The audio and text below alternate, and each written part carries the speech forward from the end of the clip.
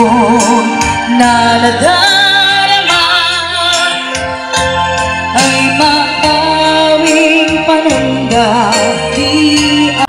MCB Cebu Box Maker. So yung what's up mga brads, hindi pa namin ipagpatuloy itong sound test nito, ay papakita po muna namin sa inyo kung ano po ang nakaload nito at taga saan po ang nag-order nito. Ito pala ang nakaload nito, GH125, at itong driver unit na BCS 450 Broadway po. So ngayon ipagpatuloy na po natin itong sound test nito, at itong music na gagamitin namin ay ginagamit lang po ito namin sa pag-sound test.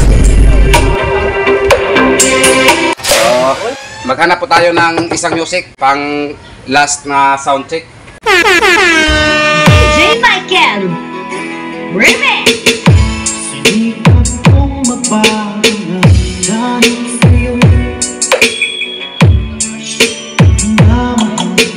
So shout out po sa nag-order nito, Mr. Danilo Banate at Mr. Susi Banate ng Balamban, Cebu. So ayan na po ang dagdag order ninyo, sir. Ito si Mr. Susi at Danilo Banate ng Balamban, Cebu. Nakakuha na po to siya dito sa amin, mga 2 linggo ang nakalipas. Actually meron na po to silang sound test na sinesend nila sa amin.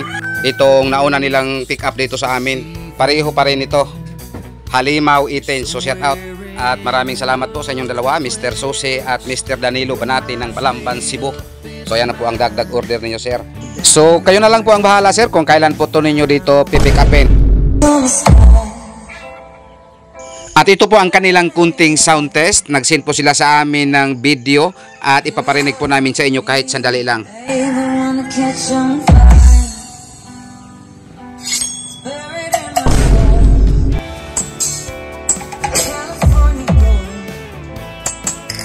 So yo, what's up mga brads? Shout out ko lang tong nag-order nito, taga Manoyod, Negros. Ayan na po ang 4 na mid-high bullet mo, sir. Ayan. So papakita ko po sa inyo yung sa likod. MCB Cebu Box Maker.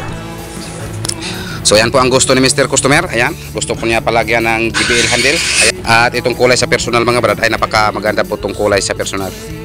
Ayan. So ayan po ang sa likod, ayan po ang gusto ni Mr. Customer. Gusto po niya pa ganyan ang sa likod. Ayan, pinalagyan pa ng GBL handle, isa. At ito po ang gusto ni Mr. Customer na terminal. This is MCB Cebu Box Maker. MCB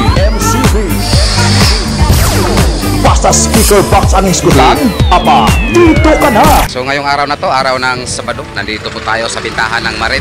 Yan po ang pangalan sa bintahan ng Marin. Dito lang po to sa Tipadilla Street ng Cebu City. Nagkuha po tayo ng ilang piraso na Marin.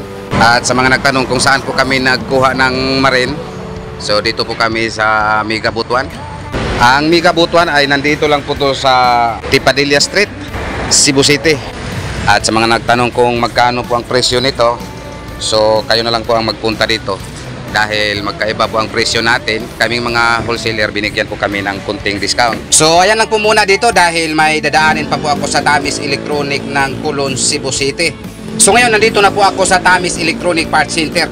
Pagdating ko dito, hindi ko po inasahan na may sulit follower pala ako dito. Automatic picture dadyon.